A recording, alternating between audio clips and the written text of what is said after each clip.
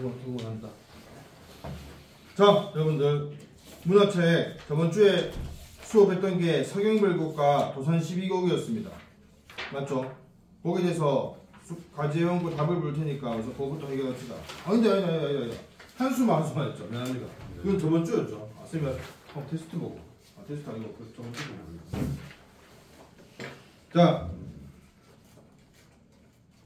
128쪽 펴세요. 수민 두 가지 선택이 있습니다.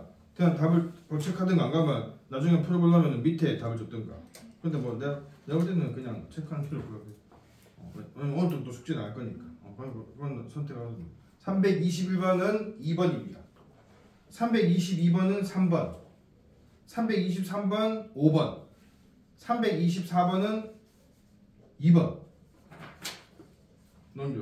그 다음 쪽 325번은 2번, 320 없네. 그 다음 쪽에서 오답불 326번은 2번, 327번 5번, 328번 5번, 329번 3번, 330번 5번입니다. 331번은 뭐겠노? 도. 맞다. 우석이 도, 조사, 보조사, 도조, 도. 맞아요. 332번은 4번입니다. 그 다음 333번은 5번 이거요. 마지막 농무 334번은 5번, 335번 2번, 3번 미안합니다. 303번 3번, 336번은 4번, 337번은 3번, 338번 5번, 339번 4번, 340번은 기역은 소주집, 니은은 장거리입니다. 장거리. 이거 적을까? 기역은 소주집, 니은은 장거리. 여기까지죠. 자, 질문 받겠습니다. 번호만 얘기하세요.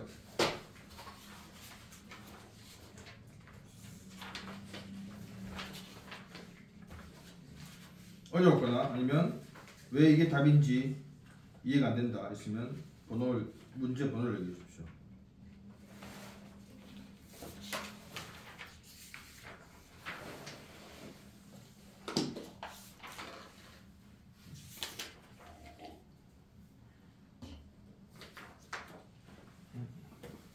우석이 왜 몇 번?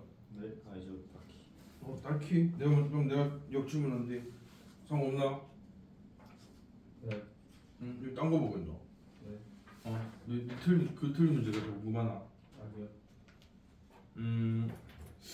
내가 볼 때 좀 있는데 쌤 별표하기 좀 몇 개인데 내 주문에 그건 없나? 지금 찾고 있다 지금. 좀 원래 이런 분위기 아니지. 원로수 다 적극적인데 지금 니 왔다고 지금 다 지금 내숭 떠는 거다 알지? 원래 막 욕하고 있는데 선생 이러면서 막 맞지? 그렇게 해도 돼요? 어? 안 되지. 안 되는데 니는 하잖아. 그럼 자 325번 보세요. 325번.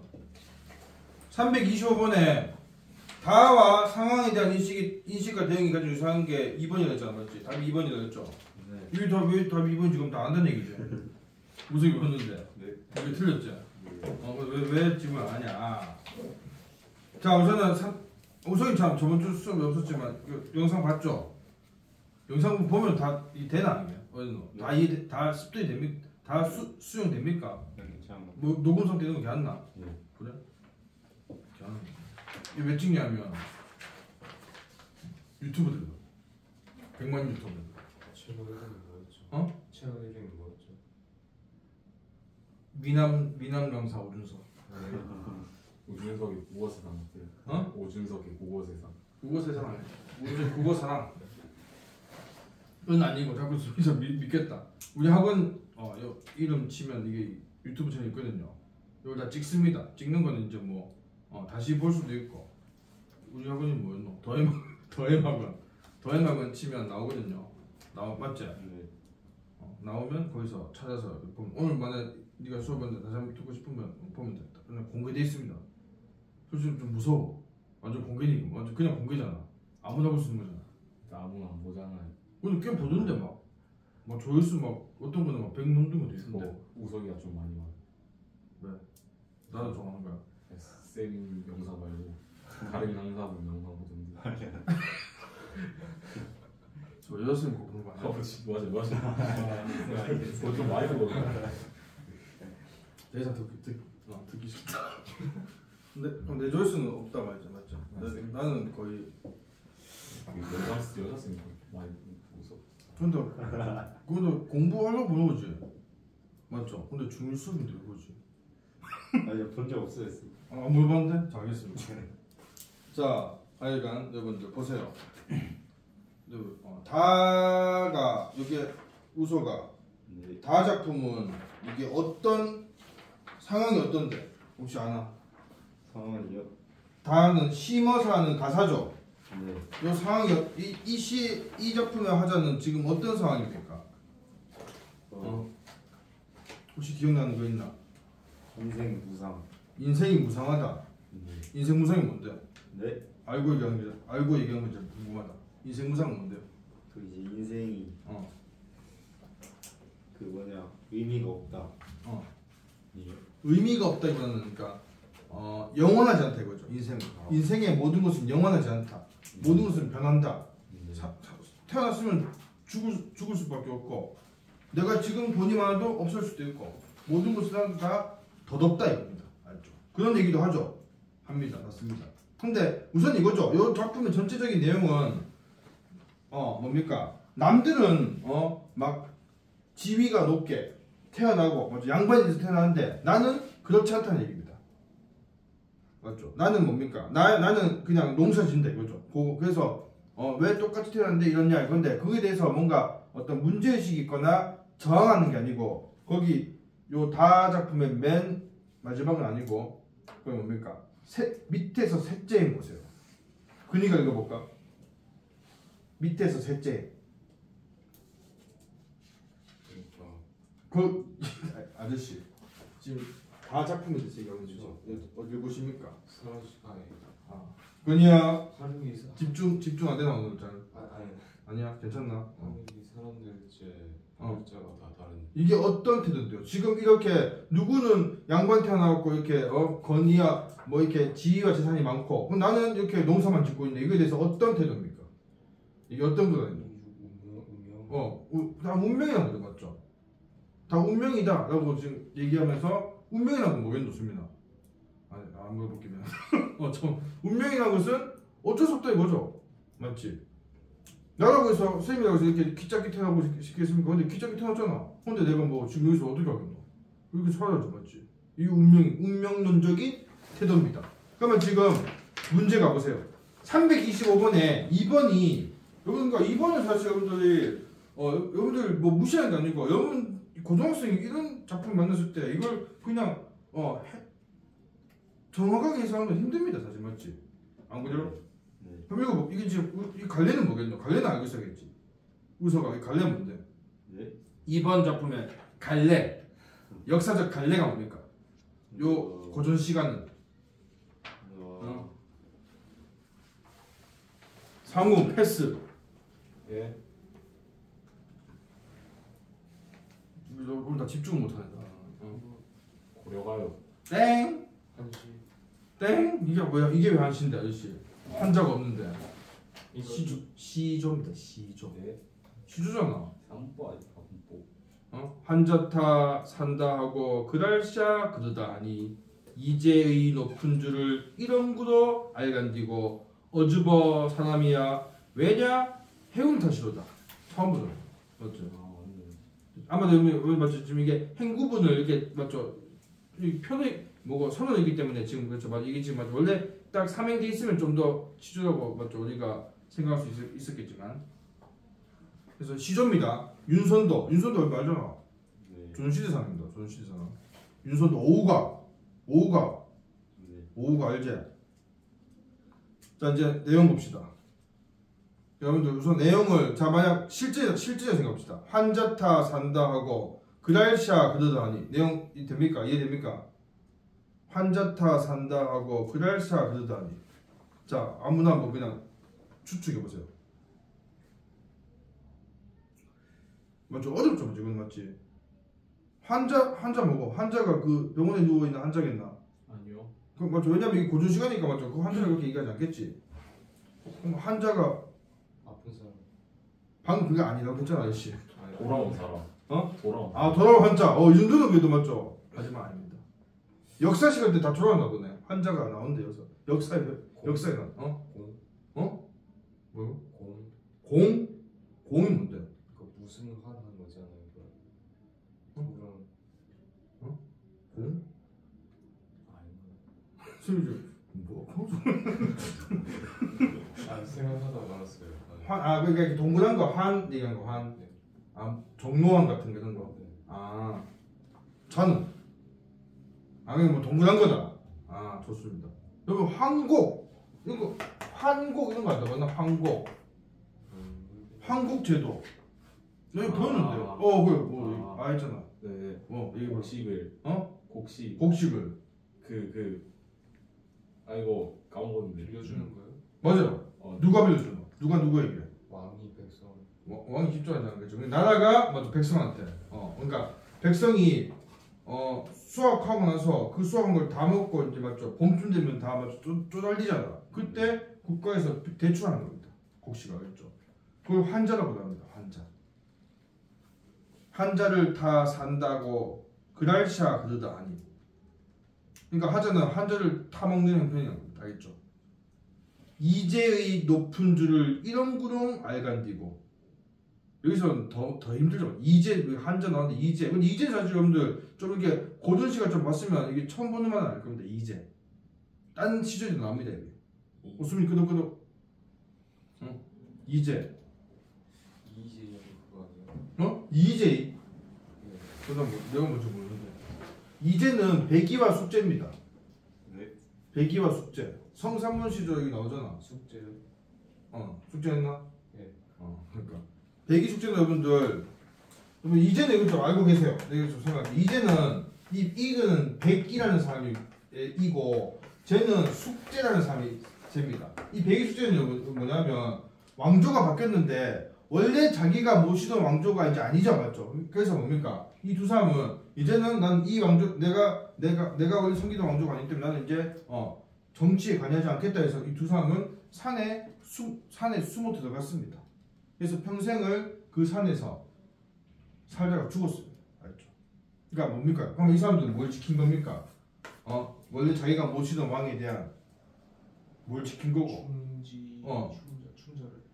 충절 맞죠? 충절이 뭔데? 충성심. 충성심과 절개죠. 충과 절개, 지조 이런 거 맞죠? 지킨 겁니다. 그래서 이 두 분은 이런 지조와 절개를 지키는 어떤 그런 상징적 인물들입니다. 중국에서 알겠죠? 그러면서 그러니까 이제의 높은 줄을 이렁구렁 알간디고 이것도 뭐냐면 이제의 그 뜻이 높은 줄을 알겠다 이 말입니다. 알겠죠? 이것도 쌤이 그러니까 근데 여러분들 제가 어떻게 합니까? 저 처음 보는데 환자가 뭔지 이제가 뭔지 오케이 알겠습니다. 근데 종장 보세요. 그러니까 여러분들 국어 문제 풀 때는요. 뭐 독서는 문학이든 뭐 작품을 볼 때는 처음에 모르는 건 안다 해서 끝까지 포기하면 안 됩니다. 끝까지 보면서 내가 알만한 것만도 아는 게 좋습니다. 알겠죠? 알만한 것은 내가 캐치해야 됩니다. 그래도 문제 풀 수 있어요.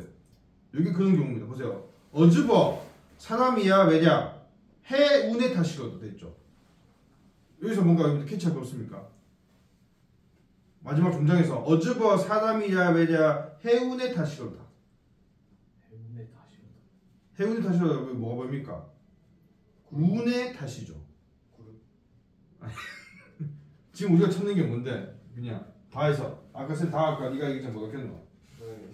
다의 인식이 되는 게 뭐겠습니까? 운명론적 인식이 맞지? 그러니까 여기 운의 탓이라는 겁니다.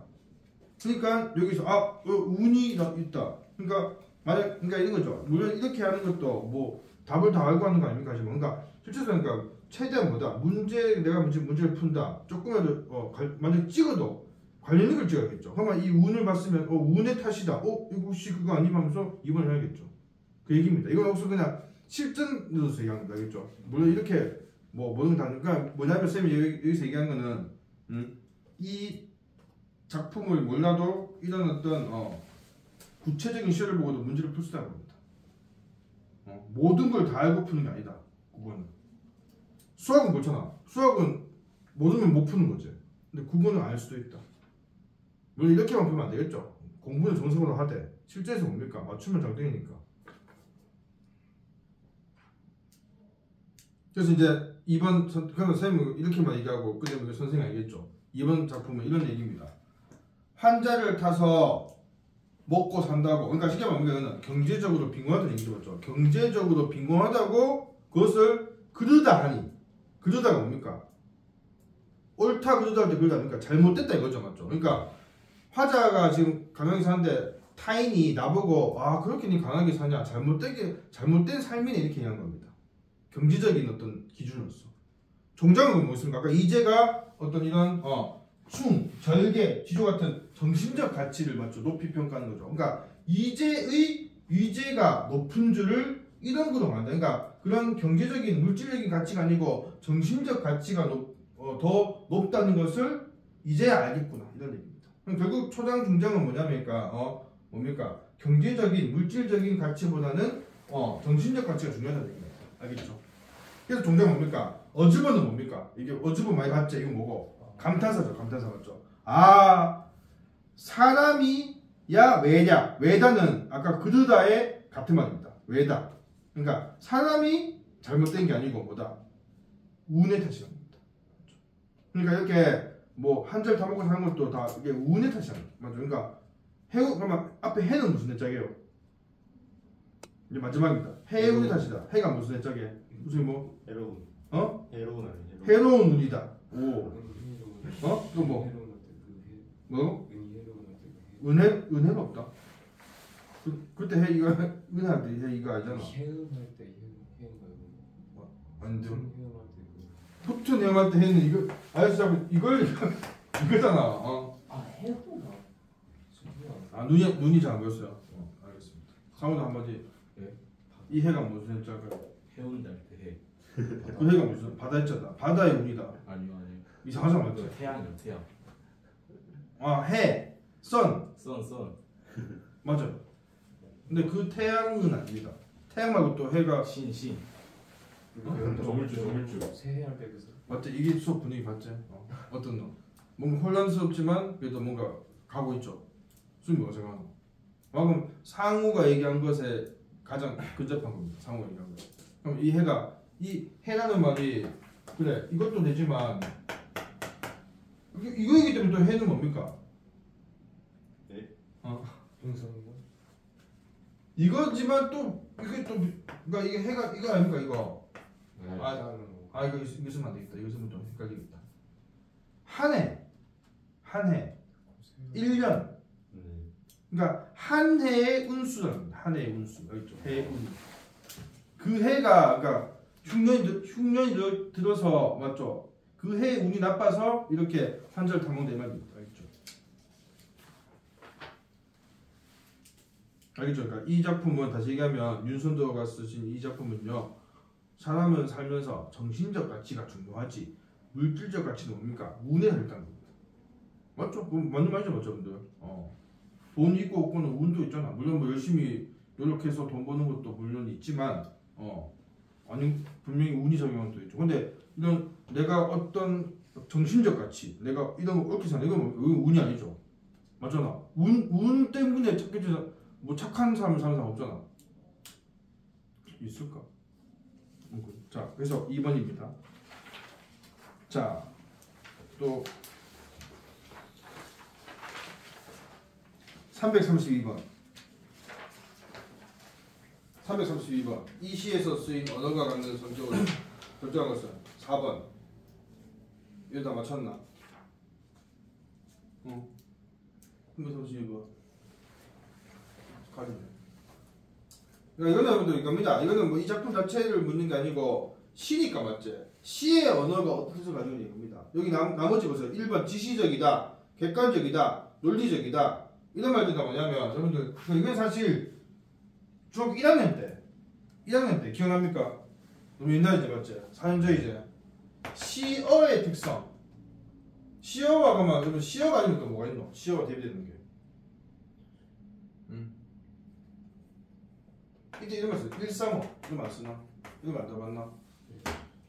그러니까 여러분 시어와 135는 이게 별개입니까? 시인이 쓰는 말이 우리가 일상에 쓰는 말과 별개가? 아니죠. 이걸 그냥 갖다 쓰는 건데 이 시어는 뭡니까? 일상화와 달리 다른 특성이 있는 거죠. 그 시어는 뭡니까? 똑같은 눈. 이 눈은 그러니까 이거 눈 맞죠? 눈설자 눈. 시어가 뭡니까? 어떤 시냐에 따라서 이 눈의 의미가 여러 가지 생기죠. 그게 뭡니까? 함축적 의미라고 하죠. 맞죠? 근데 여기서 지시적이다, 객관적이다, 논리적 이건 뭐냐면 일상어. 그러니까 이미 사전에 정해져 있는 그 의미를 쓴다 이 얘기입니다. 그렇죠? 근데 5번에 외연적이라 맞죠? 이게 조금 처음 보는 말이죠. 외연적이다. 외연적인 것은 사전적 의미는 이렇게 세부적으로 이해되어 있습니다. 주어진 개념이 적용될 수 있는 사물의 범위나 개체들의 집합과 관계되어 있다 이 말입니다. 사실 이 말도 사실 어렵죠. 그러니까 뭐냐면 어떤 개념의 범위와 집합입니다. 이 뜻이 뭡니까? 우리가 사전에 쓰는 말이 맞죠. 이 사전에서 보니까 이 단어의 의미가 이런 범위를 가진다 이거죠, 맞죠? 그러니까 외연적이라는 것도 뭐냐면 일상어의 성격입니다. 알겠죠? 그래서 다시 정리하면 332번에서 1번, 2번, 3번, 5번은 일상어의 성격을 얘기하는 거고 압축적이다. 이거는 시어의 성격입니다. 이런 용어들도 여러분들 좀 익혀 놓으면 좋겠습니다. 농무에서도 농무에서 뭐 했노? 농무에서는 보자. 농무에서 내가 뭐 표시한 게 없네요. 여기는 좀 문제가 조금 무난한가? 334번이 표시해놨네. 334번 괜찮았습니까, 분들? 기억이 왜 틀렸노? 농무에서 화자의 고뇌와 갈등은 술과 농무를 통해서 해소되고 있고 이거 왜 틀렸는데? 그 상호 했죠 방금. 네? 상호 방금 네가 했다 이거. 제가요? 했는 것 같다. 기억이 왜 틀린지 얘기해보자. 이게 어떤 부분 틀린 거야?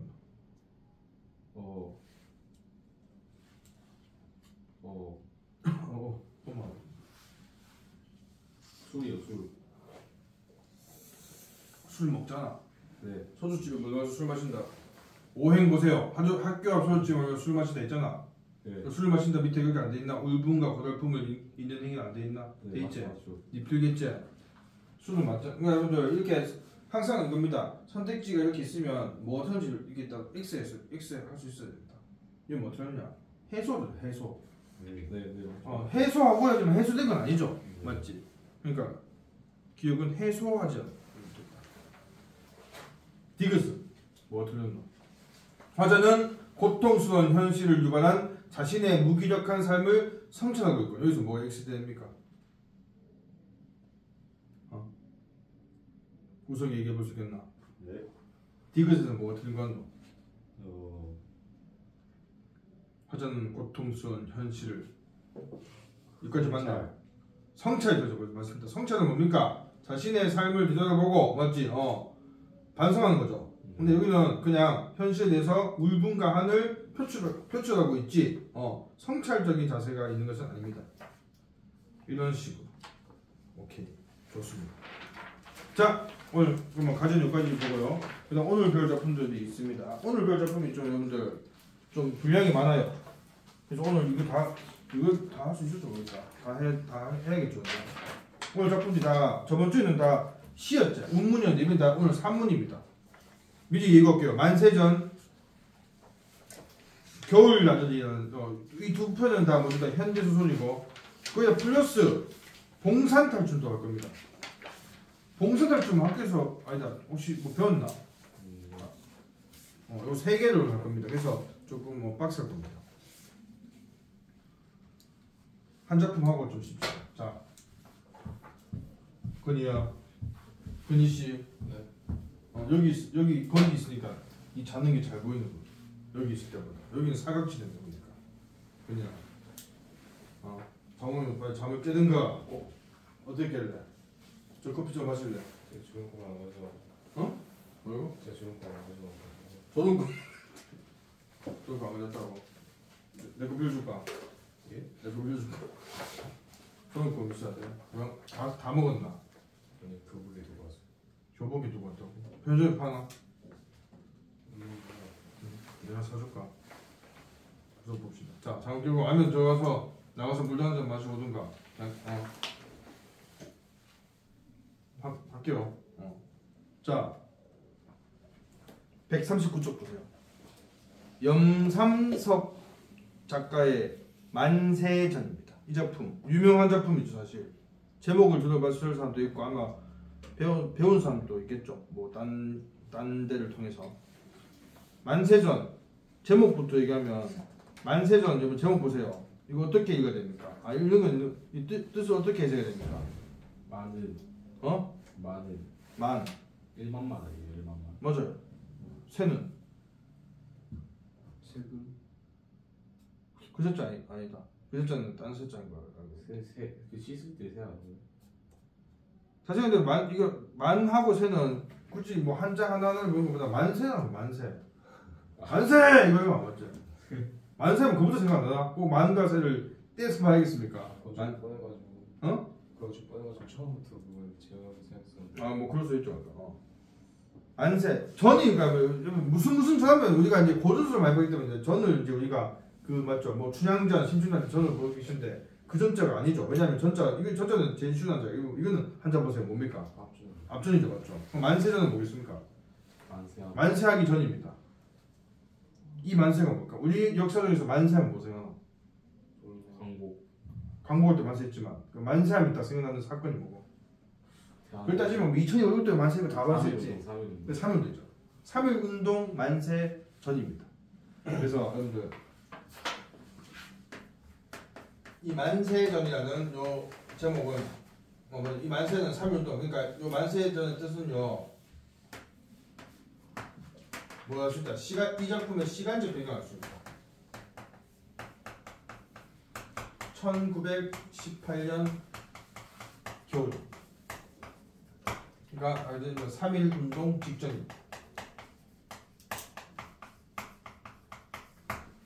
물론 뭐 이 작품 이 소설에 뭐 이게 연도가 나오진 않습니다. 그 3.1운동이 당연히 안 나오겠죠. 그러니까 쌤은 이렇게 하고 있습니다. 염삼석 작가가 원래 이 작품을 딱 했을 때 제목이 달랐어요. 제목이 내가 묘지였습니다. 묘지 무덤. 근데 걸렸어. 어디 걸렸겠노? 일제강점기니까 검문에 걸렸습니다. 제목이 너무 불순하다. 그래서 바꾼 거예요. 만세전. 이게 또 뭐 위험하다 이거. 아마 이건 내 추측에는 이건 아마 후대에 붙였을 겁니다. 맞죠? 왜냐면 만세전이라면 뭐라 그럴까? 이게 만세전이 이거 아마도 이거는 광복 이후에 붙였지 않을까 싶기도 합니다. 하여간 그렇고 제목은 그렇습니다. 제목은 사실 근데 이 제목하고는 본문 내용하고는 거의 관계는 없습니다. 자, 이 작품은 여러분들 우선 이거부터 얘기할게요. 왜냐면 이 작품이 내가 쌤도 예전에 한번 읽은 적이 있는데 이거는 이게 한 분량상 따지면 한 책으로 따지면 한 200페이지 넘을 겁니다. 그러니까 이거는 여러분들 소설을 우리가 나눌 때 이런 기준이 있죠. 분량. 그러면 가장 작은 게 뭡니까? 좀 짧은 한 100페이지 미만 작품으로 나올 겁니다. 단편. 맞죠? 그러면 이렇게 막 책 한 권 이상 되는 건 뭐랍니까? 장편이죠. 그러면 그 중간은 뭐 하겠노? 단편이라기에는 좀 길고 장편이라기에는 좀 짧은 건 뭐 하겠노? 중편입니다. 이건 보통 중편으로 봅니다. 맞죠? 그 정도 분량이 난 거예요. 그래서 여기 나와 있는 부분은 극히 일부분이고 물론 중요한 장면이지만 요 쌤이 좀 이렇게 여러분들 흥미를 위해서 쌤이 요 전체적인 얘기를 할게요. 우선 이 작품은 공간 작품이 바뀝니다. 처음엔 동경이에요.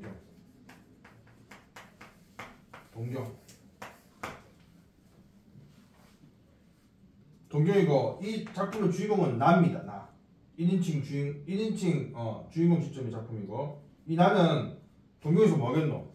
그러니까 집이 꽤 살아서 일제강점기인데도 일본에서 유학생입니다. 알죠?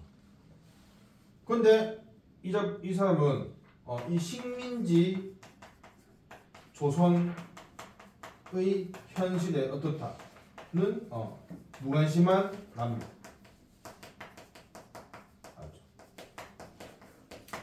아무래도 뭡니까? 어릴 때 유학을 가서 일본 본토에 살다 보니까 본토라면 내가 쓰면 내가 무슨 상관없잖아. 일본에 살다 보니까 조선의 현실을 맞죠. 조선의 어떤 현실을 느끼고 조선의 한반도에 살아야 알겠죠. 그러니까 조금 그리고 또 무관심하다 이런 거 좀 더 뒤에 나오니까 그때 얘기할게요. 그러니까 근데 이 사람은 결혼했습니다. 맞죠? 아내는 그 조선에 서울에 있어요. 알죠? 근데 어느 날 전보가 왔습니다. 전보는 뭐냐면 이제 짧은 내용을 빨리 보내는 거. 옛날 통신수단 뭐라고 되어 있냐? 아내가 위중하다, 아프다. 와서 그러면 어떻게 해야 되겠노? 아내가 아프니까 서울로 가요. 가야겠죠. 서울 가야겠죠. 그래서 갑니다. 근데 좀 뭐냐면 태도가 좀 귀찮아.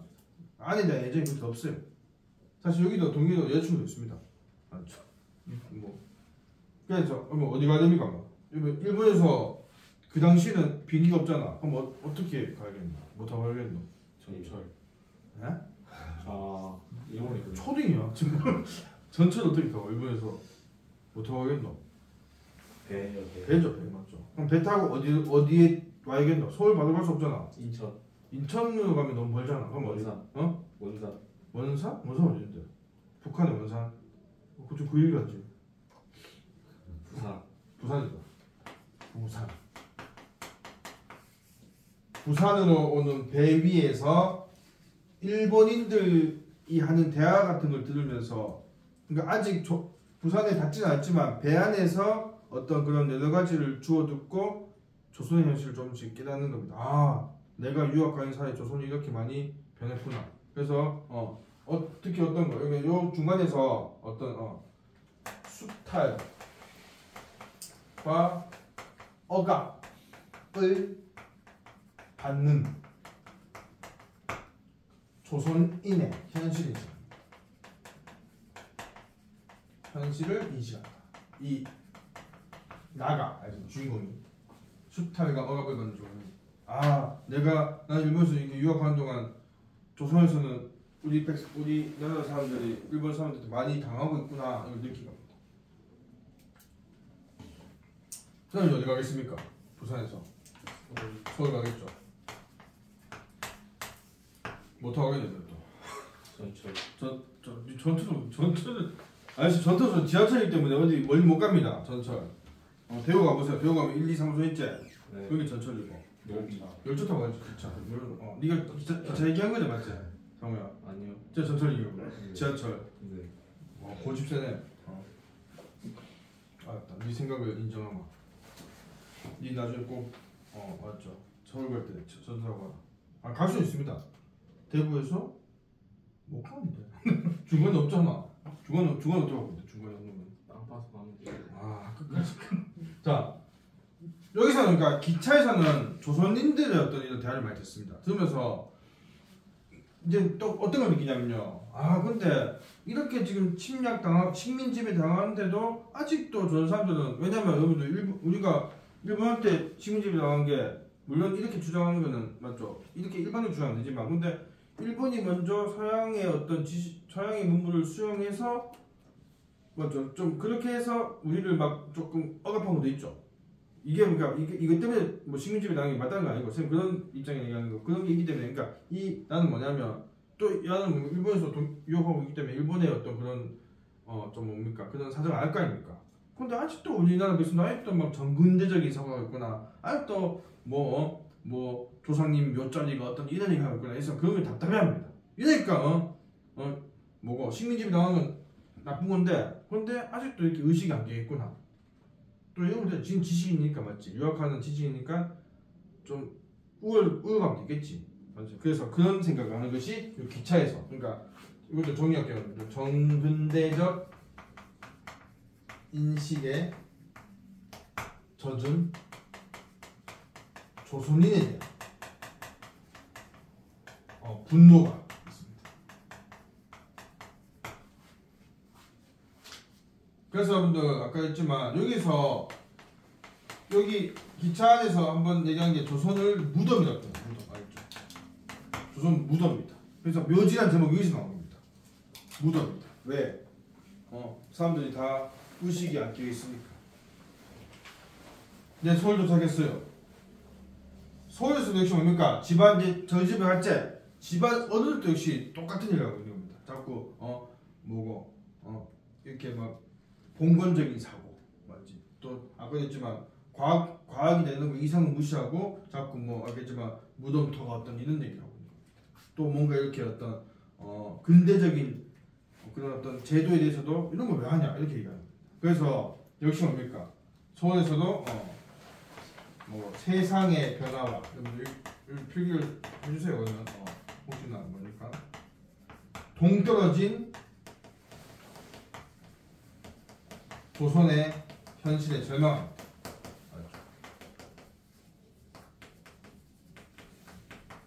절망.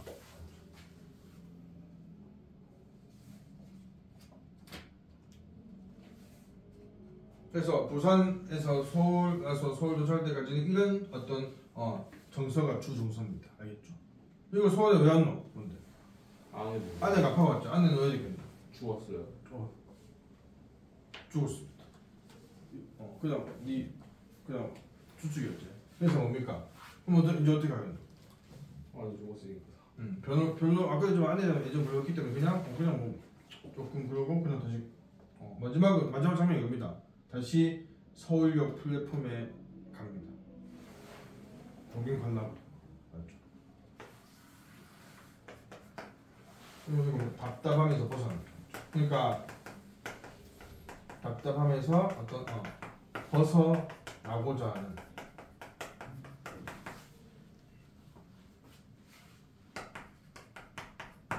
이 작품은 이런 구조 알죠? 그러니까 동경에 시작해서 다시 그러니까 쌤 기억에는 마지막에 서울 동경 가는까지 안 나오고 서울에서 동경 가려고 마음 먹고 서울역 가서 기차 타려고 기다리는 거지. 쌤 그 결말을 알고 있거든요. 그래서 이렇게 우선 뭔가 이 작품은 이렇게 여러분들 한 장소가 아니고 이렇게 주인공을 따라서 공간이 이동되고 있죠. 이런 걸 우리가 뭐라고 합니까? 어떤 구조라고 하죠? 계속 이렇게 주인공의 그 위치가 공간 이동되는 것을 여로형 이런 말 들어봤습니까? 여로입니다. 그러니까 여로가 뭡니까? 여행의 경로제. 그래서 이렇게 주인공의 위치에 따라서 이야기가 전개돼 서술되는 겁니다. 우선 이런 내용입니다. 전체적인 내용은 뭐 구체적으로 다 얘기할 수 없지만 이런 어떤 전체적인 구조를 가지고 있다.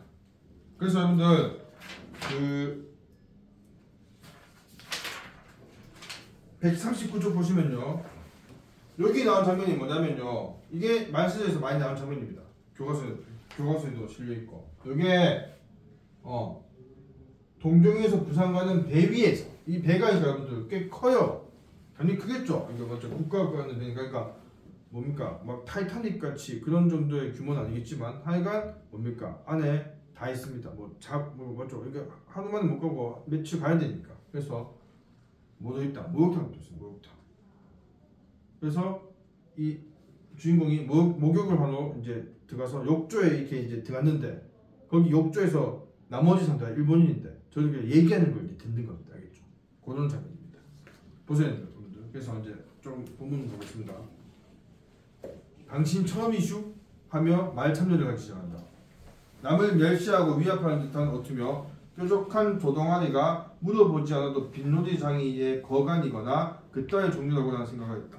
그러니까 뭡니까? 우선 여러분들 이 나가 있죠. 나에 표시하시고 그러니까 맞아. 처음 이슈를 한다면 나를 발견한 겁니까? 이 작품은 소설자가 이야기 안에 있다. 맞죠? 1인칭 소설자가 있다. 이런 것을 우리가 파악해야 되고 지금 나는 뭡니까? 당신 처음 이슈가 내가 한 말이 아니죠. 누군가 한 말인데 이 말을 한 사람에 대해서 나는 지금 어떤 인식을 가지고 있습니까?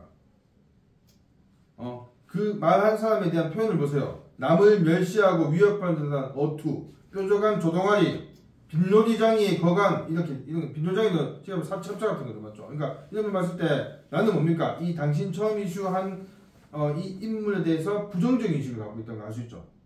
맞죠, 그죠? 말이 곱게 안 나오잖아. 뾰족한 조동아리 맞죠? 원래 이거 입이잖아, 맞지? 자, 그래서 보면, 그러니까 지금 아까도 했지만, 지금 이 장면은요, 내가 지금 목욕탕 욕조에서 다른 사람들 대화를 엿듣는 거 아니겠지? 그냥 듣는 겁니다. 이 추위에 어찌 나서서 어딜 가슈? 하니까 대구에 형님이 계신데 어머님이 편치 않으셔서 가는 길이죠. 이렇게 되어 있습니다. 마침 잘 들었어, 그죠? 나도 대구까지 가는 길인데. 그러니까 지금 이 두 사람의 대화죠. 대구에 간다 이거죠. 한 사람이. 그러니까 처음에 무슨 사람이 나도 대구까지 간다. 근데 백씨께서는 뭘 하슈? 백씨는 그러니까 여러분들 사실은 이제 봤을 때 이 대화 맥락 봤을 때 백씨는 누구겠습니까? 앞에 사람이 한 말 보면 누구 얘기하는 거? 응? 앞에 사람이 뭐겠습니까? 대구 왜 갑니까? 어머니가 편찮으셔서 가는데 어머니가 편찮으셔서 가는 건데 어머니가 되고 있는 거 아니잖아. 누가 있노? 형님이 있지. 그러니까 백씨는 형님을 얘기합니다. 여러분들 이 백씨라는 것이 뭐냐면 이 백이요 뭐냐면 이게 남의 형을 의미하는 한자입니다. 알죠? 그건 뭐 사실 그냥 상식적으로 좀 알고 있으면 돼요. 그러니까 백씨는 남의 형 중에서 그러니까 첫째 형. 알죠? 그래서 여러분들 혹시 그만 좀 백부 이런 거 나왔나? 백부 이런 안 들어봤나? 백부님 이런 안 들어봤나? 처음 듣나? 완전 다 처음 듣나? 백부 이게 뭐냐면 여러분들 만약 여러분들 아버님이 첫째가 아니라면 맞지? 둘째 밑에라면 둘째나 그 밑에라면 형이 있겠지? 첫째 형이 만약 그러면 그 형이 여러분들 뭡니까? 아버지의 형이 첫째 형이고 큰아빠죠. 큰아빠가 한자로 백부입니다. 맞죠? 백부. 자, 그래서 그러니까 지금 이 상대방이 대구에 형님이 계시다니까 형님이 뭘 하냐 하니까 헌병대에 계신다고. 헌병대 계시죠. 헌병대는 뭡니까? 헌병대. 하여간 뭐 됐습니다. 헌병대에 계시니까 그 다음에 저는 네, 바로 대구 분대에 계신가요? 네, 그러면 실례입니다만 백씨께서는 누구신지 뭘로 계세요? 시골자의 형이 헌병대에 나왔다는 말에 나하고 마주 앉은 자는 반색을 하면서 금시로 만시가 달라진다. 나는 그자의 대추씨 같은 얼굴을 또 한 번 쳐다보지 않을 수 없었다. 네, 우리 형님은 아직 군조예요. 이시무라 군조. 혹 형공도 아시는지? 근데 형공은 조선에 오래 계신가요? 자, 여기까지 봤을 때 여러분들 지금 대화의 어떤 흐름이 어떻게 됐습니까? 시골자, 그러니까 우선은 지금 여기 보면 지금 이게 지금 좀 얘기하기 힘든 게 이 대화하는 사람들 이름이 없기 때문에 그렇죠 지금. 그러니까 AB라고 해요. AB. 이 B는 이렇게 됐죠. 시골자. 처음 얘기한 사람 A고. 박수를 치지. 시골자는 뭡니까? 시골 사람이죠.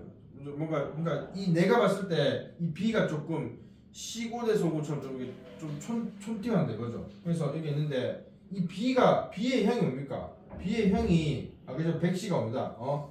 헌병대에서 맞지? 헌병대에서 일한다 이거죠. 그러니까 쉽게 말하면 군인인 겁니다. 여러분 일제강점기를 배경하는 영화 보면 칼 차고 노란색 옷 입은 사람들 있지? 그 사람들이 뭐다? 그러니까 순사는 경찰이고 헌병은 군인입니다. 그래서 일제강점기 영화 우리나라 영화 뭐 있노? 뭐 암살이나 맞지? 이중재 이런 거 아니면 또 그 영화 봤을 때 이렇게 노란색 군복 입고 칼 차고 있는 사람 그래서 막 칼로 막 조선인 죽이고 하는 사람 그게 헌병입니다. 그러니까 지금 B의 형이 이거란 겁니다. 그러니까 A가 뭡니까? 태도가 바뀌지. 처음에는 뭐 조금 그냥 가볍게 묻다가 헌병대에 취직을 하니까 막 실례입니다만 백씨께서는 누구신지 막 이렇게 해서 맞지. 그러니까 뭐냐면 이 A가 뭡니까?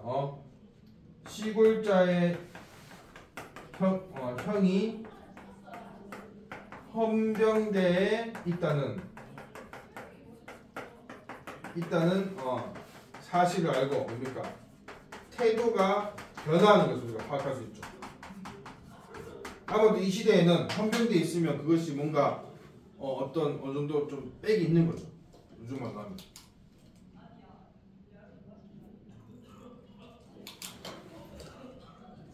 근데 시골자가 마지막 물은 뭡니까? 당신은 조선에 오래 계셨나요? 이렇게 묻고 있죠.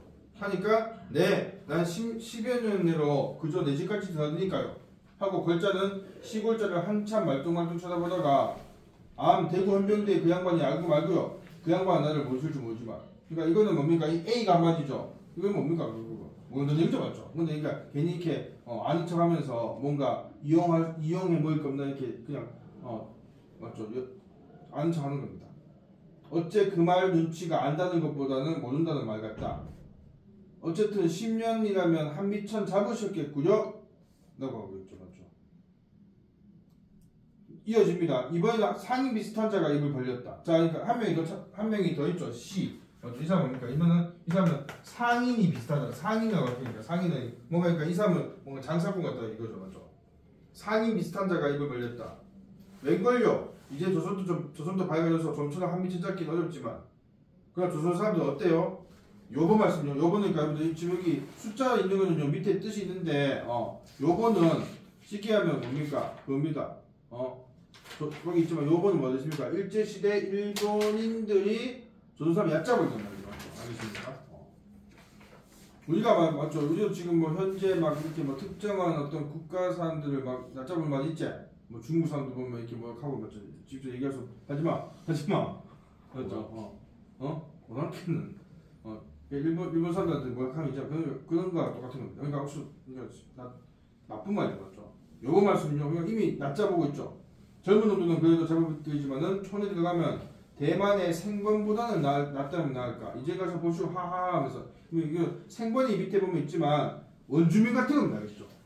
쉽게 하면 우리가 말하는 요즘 뭐 이렇게 뭐 아프리카나 남미 같은 데 가면 아주 막 그 뭐고 좀 문명의 어떤 그런 흔적이 없는 그런 부족도 있잖아. 가면 막 옷도 안 입고 있는 그런 사람들이 이 대만이라는 나라의 생번이라는 게 그 당시 있었나 봅니다. 그런데 지금 그러니까 그거보다 좀 낫다는 건 뭡니까? 결국 아주 미개하게 보는 거죠. 맞죠? 그런 얘기입니다. 그래서 뭡니까? 그 다음 보세요. 대만의 생번이란 말에 그 욕탕 속에 앉았던 사람들은 나만 빼놓고는 모두 껄껄 웃었다. 나는 왜 못 웃습니까? 맞죠? 조선인을 이렇게 얕잡으니까 나는 맞죠? 웃지 못하는 거죠. 그러나 기가 막혀 입술을 악물고 쳐다보았으나 더운 김이 서리어서 걸자닥에는 분명히 보이지 않는 모양이었다. 욕객은 착착 꾸역꾸역 쏟아져 들어온다 하면서 맞지. 그 다음은 뭐냐면 사실 말하자면서 여기는 이제 뭐냐면 나에 대한 얘기를 이제 이 주인공 서술자가 하고 있는 겁니다. 이거는 지금 뭐죠? 이건 조금 다 읽으면 좋으니까. 그겁니다. 이거는 그러니까 뭐냐면 그겁니다. 자기가 읽어봅시다. 요거는 읽어봅시다. 사실 말하자면 그 소위 우국지사는 아니나 자기가 만국 백성이라는 것은 어느 때나 잊지 않고 있기는 하다. 그러니까 우국지사는 뭡니까? 나라를 걱정하는 사람이죠, 맞죠? 그러니까 내가 이렇게 나라의 어떤 뭐 독립이나 강복을 그러니까 위해서 그런 행동을 하는 건 아니지만 만국 백성, 그러니까 이건 뭡니까? 식민지 백성이라는 거죠, 맞죠? 그거는 알고 있다는 겁니다. 학교나 하숙에서 진행되는 일본 사람과 오히려 서로 통사정하느니 만큼 좀 나았다. 그러니까 일본 유학하면서 학교나 하숙에서는 맞죠? 그렇게 큰 만국 백성이라서 불편 없다 이거죠. 그러나 그 외의 경우 고통은 참을 수 없다고 한다. 그럼 이 고통은 뭐겠습니까? 좀 지울게요. 그럼 이 고통은 어떤 고통이겠습니까? 식민지 백성으로서의 고통이죠. 그러니까 유학생활 하면서 일상생활에서는 이렇게 뭐 특별하게 고통스러운 게 없지만 그런데 분명히 식민지 백성 고통이 있다는 겁니다.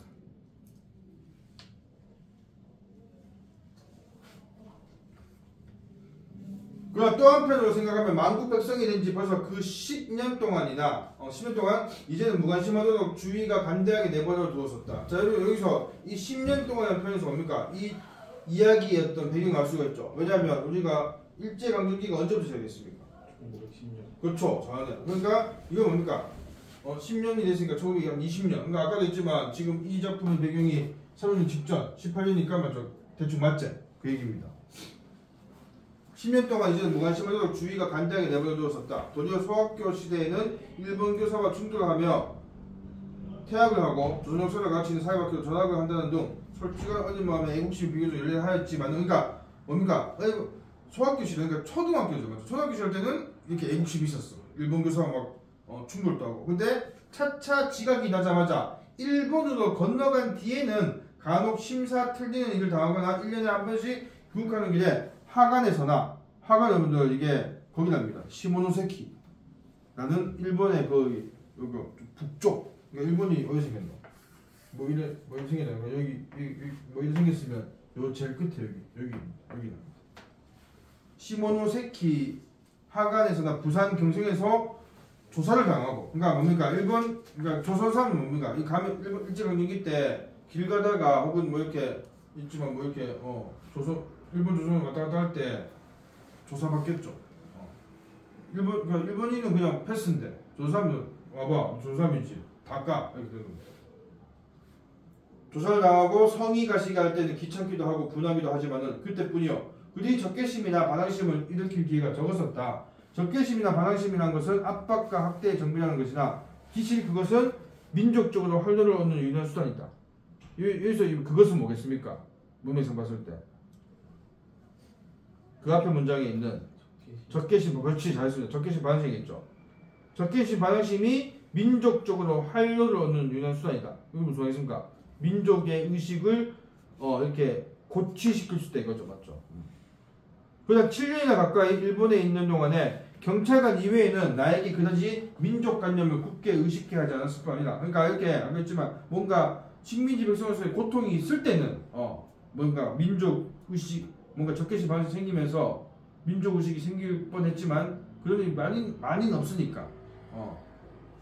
그러니까 뭡니까? 민족관념을 굳게 의식해 하지 않았을 뿐이다. 원래 정치 문제에 흥미가 없는 나는 그런 문제로 머리를 숙여본 일이 거의 없었다. 없었다 하여도 가할 만큼 정신이 마비되었다. 자, 여러분들 요 표현 정신이 마비되었다. 이걸 좀 정리합시다. 여기에 보면 여러분 뭡니까? 이 지금 서술자인 나가 자신이 지금까지 일본 유학 생활에서 어떤 상태인지를 이해하고 있는 거죠. 이걸 좀 정리하면 여러분들 뭡니까? 그러니까 어떤 민족 의식의 상실 맞지?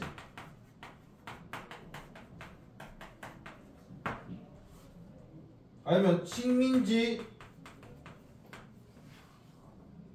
조선에 대한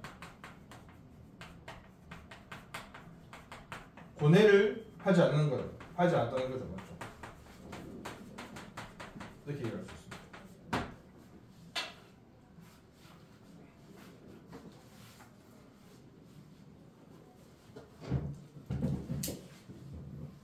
그러나 요새로 와서 나는 나의 신경은 점점 흥분하여 가지 않을 수가 없다. 이것을 보면 적개심이라든지 반항심이라는 것은 보통 경우에 자동적 이지적이라는 것처럼 생각해보세요. 것보다는 피동적이고 감정적으로 유발되는 것인 듯하다. 그러니까 어떤 사건이 있어야만 내가 어떤 경험을 해야 이런 게 생긴다 이거죠. 피동적이라는 것은 피동사동 완전 피동사동 그 피동입니다. 다시 말하면 일본 사람은 지나치게 말 한마디나 그 태도로 말미암아 조선 사람의 억제할 수 없는 반감을 끌어오게 하는 모양이다. 그러니까 막 일본인이 조선인을 이렇게 방금 목욕탕에서 같이 이렇게 무시하는 말을 하거나 이렇게 하면 뭡니까? 반감이 생긴다 이거죠. 그러나 그것은 결국에 조선 사람을 하여금 민족적 탄압에서 스스로를 구하여야 하겠다는 자각을 주는 가장 기념 원동력이 될 뿐이다. 그러니까 이게 일본 사람들의 어떤 이런 언행이 뭡니까? 조선 사람들이 반감을 끌어오게 하고 그것이 뭡니까? 민족적 탄압이 뭐겠습니까? 국권의 상실이죠, 맞죠? 국권 상실. 그래서 스스로를 구한다는 겁니다. 그 원동력이 되는 겁니다. 그래서 지금 또 목욕탕 속에서 듣는 말마다 귀에 거슬리지 않는 것이 없지만은 그것은 될 수 있으면 많은 조선 사람이 듣고 오랜 목욕병에서 깨어날 기회를 주었으면 하는 생각을 하는 뿐이다. 됐죠? 그래서 마지막 목욕병 뭡니까? 꿈에서 깨어나지 않는 거죠, 맞죠? 그럼 이것도 무슨 의미겠노?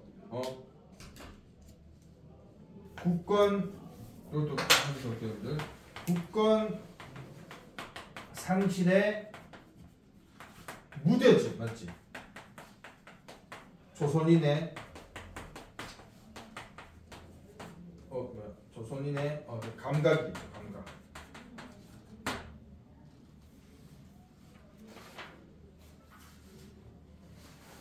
아니면 무기력하게 살아가는 조선인의 모습을 얘기합니다. 그러니까 나라가 식민지가 됐는데 이렇게 어떤 그런 감각이 묻어지거나 아니면 무기력한 어떤 삶의 태도를 얘기합니다. 근데 사실 이 지문에 지금 제일 중요한 게 빠졌는데요. 아까 아마 이게 중요한 것 같은데 아까 우리가 한미천 잡았단 말이죠. 한미천. 그러니까 여러분 여기 사실은 이 아까 일본인들 대화 중에서 가장 중요한 것은 아까 A 있죠. A. 뭐고 그 시골자가 자꾸 묻는 게 뭐냐면 어떻게 하면 조선에서 돈을 벌 수 있냐 하니까 내가 돈을 버는 방법 이거다 하면서 얘기하는 게 있는데 그게 뭐냐면 우리가 알다시피 뭡니까? 역사적으로 알다시피 그 강제징용 아니면 뭐 또 뭐고 종신대 할머니들 이런 분들이 그 뭐고 일본이나 아니면 좀 이렇게 학자들 일부가 얘기하는 게 뭡니까? 스스로 갔다고 하니까 맞죠? 근데 뭐다? 일본이 아까 A가 하는 게 뭐냐면 어떻게 돈을 버냐? 그런 젊은이들을 일본에 아주 좋은 일자리가 있다고 이렇게 꼬드기는 겁니다. 그래서 뭡니까? 모집해서 일본에 보내면 근데 뭐다? 가면 정작 뭡니까? 아까 했지만 강제징용이나 그런 정신대 그런 데 가는 거죠. 그래서 일본이 뭡니까? 그래서 한 명당 얼마 받는 겁니다. 수수료 같이. 그렇게 해서 돈을 벌었다는 얘기를 하는 겁니다. 거기 지금 여기 빠져 있어서 좀 아쉬운데 그런 얘기를 하는 게 아까 한미천이 그 얘기입니다. 그래서 뭐냐면 아까 조선 사람들은 뭐고 한미천 아까 이런 말 있죠. 거기 139쪽에 나의 둘째 줄 보세요. 웬걸요 이젠 조선도 밝아져서 좀처럼 한미천 잡기 힘들다 이런 말 있죠. 이게 무슨 말이냐면 그러니까 이제 조금 뭐고 조선 사람들도 눈치를 챈다 이거죠. 의심하고 그렇기 때문에 옛날만큼은 이렇게 돈을 벌기 힘들다는 겁니다. 사람들 모집해서 그 얘기를 하고 있는 겁니다. 알겠죠? 한미천 잡았던 게 그 말입니다. 그래서 여러분들 거기 이것도 적어주세요. 한미천 거기 여러분들 나의 한미천이란 말 있죠. 거기 한미천을 좀 이렇게 도감 쳐서 이것은 좀 여러분들 좀 이해를 돕기 위해서 이게 뭐냐면 조선 노동자를 팔아넘기는 사상입니다. 장사로 돈.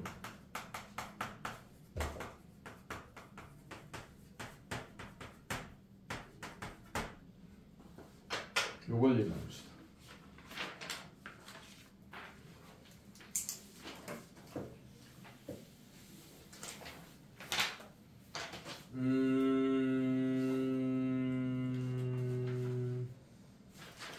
그 다음에 뒤에 두 개 질문 더 있는데요.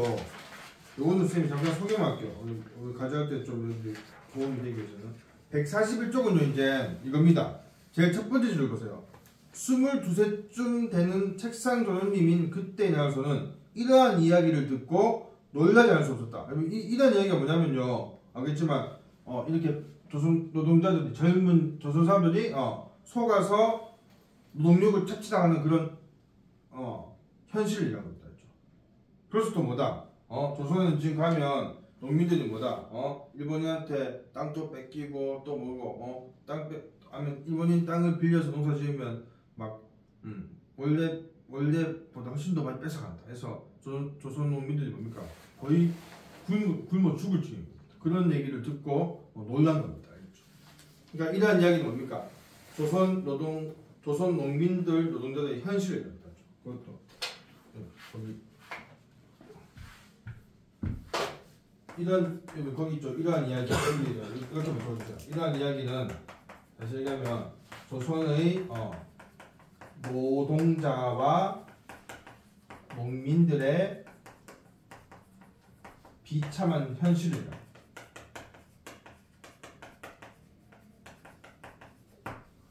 그래서 이걸 듣고 뭡니까?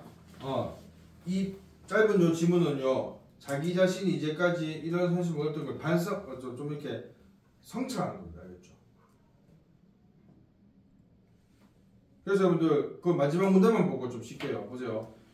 마지막 문단 보세요. 요 지문에 이러한 의미로 올봄에 산문시를 쓰던 자기의 공상과 철녀가 도리어 부끄러웠다는 거죠. 맞죠? 알겠습니다. 부끄러웠다. 흙의 냄새가 방순치 않다는 것도 아니다. 이야기에 취할 수 있는 자가 행복스럽지 않다는 것도 아니다. 조반 후에 낮잠은 위약이라는 고등유민의 유행병이나 걸릴까 봐서 대패밥 모자나 연경이나 쓰고 아침 저녁으로 호미자를 잡는 것이 행복스럽지 않고 아주 기네 시적이 아니라는 것이 아니다. 여러분 방금 그 문장은 좀 길죠. 그러니까 여러분들 영삼석 작가의 이게 뭐가 문장이 그렇게 쉽지 않습니다. 이게 좀 한자도 많고 그렇습니다. 요거 잠깐 볼게요. 조반 후에 낮잠은 위약이다. 위약이 뭐냐면 위에 약하다는 얘기입니다. 그러니까 쉽게 하면 여러분들도 그러잖아. 밥 먹고 바로 누우면 어떻노? 속이 안 좋죠. 맞죠? 안 좋죠. 여러분 아직 뭐 젊으니까 그렇지만 선생님 같은 나이 되면 이제 뭡니까? 밥 먹고 누우면 올라옵니다. 그렇죠? 오면서 이렇게. 그러니까 밥 먹고 뭔가 움직이잖아. 지금 걷거나. 그러니까 여기도 뭐냐면 조반 후에 아침밥 먹고 낮잠은 위를 약하게 하기 때문에 어떻게 합니까? 그런 유행병에 걸릴까 봐서 대패밥 모자는 뭐냐면 밀짚 모자죠. 연경은 뭐겠노? 연경. 쉽게 힌트 주면 연경은 안경한테 경자죠. 연경은 뭐겠노? 밀짚 모자 썼으니까 뭐 쓰겠노? 선글라스. 그렇지, 선글라스입니다. 색안경. 이 시대도 있었겠죠, 여러분들. 그러니까 밀짚 모자에 색안경이나 쓰고 아침 저녁으로 호미자를 잡는 것이 그러니까 이건 뭐냐면 뭐다? 이거는 농사일을 생계로 하는 게 아니죠. 건강 유지를 위해서 하는 겁니다. 맞죠? 그런 것을 얘기하는 겁니다. 근데 뭔가 그 밑에 문장 보세요. 1년 12달 우마 이상의 죽을 고욕을 다하고도 시래기 죽에 얼굴이 붓는 것도 싫을까? 그러니까 이건 뭡니까? 비참한 노동을 하는 소장님, 그러니까 농민들을 얘기하는 겁니다. 그렇죠? 우마 이상의 우마가 뭐냐면 소와 말보다 더 일을 한다 이거죠. 그런 얘기입니다.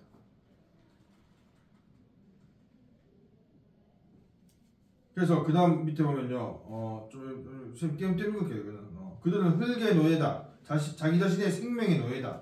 그들에게 있는 것은 다만 땀과 피뿐이다. 그리고 주림, 굶주림뿐이다. 그들의 어머니의 뱃속에서 뛰어나오기 전에 벌써 확정된 유일한 사실은 그들의 모공이 막히고 혈청이 말리기까지 흙에 그 땀과 피를 쏟아내는 것이다. 그리하여 10방울의 땀과 100방울의 피는 한 톤에 나락이 된다. 그러니까 땀과 피를 가지고 나락이 뭡니까? 이게 쌀이죠, 쌀. 알겠습니까? 그러니까 이 수학의 결과물 뭡니까? 이렇게 많은 땀과 피를 가지고 나온다는 거죠. 그러나 마지막 보죠. 그 한 톤의 나락은 누구의 입을 들어가는가? 그에게 지불된 보수는 무엇인가? 이런 의문은 뭐겠습니까? 정작 농민의 입에 안 들어가고 맞지? 보수도 뭡니까? 지불받지 못하다는 거죠. 마지막 문장 뭡니까? 주림만이 무엇보다도 확신한 그가 받을 품삯이다. 맞죠? 그러니까 이렇게 열심히 피땀나게 일하고도 뭐다? 받는 거는 남는 건 별로 없이 굶주린다는 겁니다. 그런 얘기를 하고 있는 거죠. 그러니까 이게 어떤 겁니까? 당시 식민지 시대의 농민들의 현실을 얘기하고 있는 거죠. 자, 그런 부분이고요. 네, 여러분들 마지막 부분은 선생님이 간단 소개만 할게요. 이거는 그러니까 여러분들 그겁니다. 이거는 그 사실 제일 앞부분이에요. 아까 배 탔다 했지? 배 타기 전에 아까 했지만 뭐고 이 일본 형사들한테 그 뭐고 몸 수색을 받는 과정입니다. 알겠죠? 탔는데 이제 갈락하는데 다시 내려갖고 배 나와갖고 가방 다 털리고 이렇게 하는 장면입니다. 그걸 다 해서 결국 겨우 배를 탑니다. 알죠? 배 타고도 막 일본인 그 뭐고 선원이 니 때문에 막 이렇게 막 혼나고 그래서 여러분들 이거는 맨 마지막 보세요. 맨 마지막 문장만 보고 진짜 쉽게요. 알겠죠? 144쪽에 맨 마지막 문장. 이거는 이제 다시 타고 배가 출발하고 난 뒤에 보세요. 외투 포켓에다가 두 손을 찌르고 어느 때까지 우두커니 섰는 내놓에는 어느덧 뜨끈뜨끈한 눈물이 빚어나왔다. 그러니까 우는 거죠. 알겠습니까? 상기가 된 좌우뺨으로 흘려졌다. 찬바람에 산뜻산뜻 스며들어가는 나는 그것을 난 실수라고도 안 하고 여기 섰었다. 그러니까 뭐냐면 이렇게 일본인 형사한테 조사를 당하고 겨우 배를 타고 난 뒤에 배가 출발하면서 선창에 섰는데 눈물을 흘리는 겁니다. 이 눈물의 의미가 뭐겠습니까? 이걸 뭡니까? 이것만 적고 조선인이라는 이유로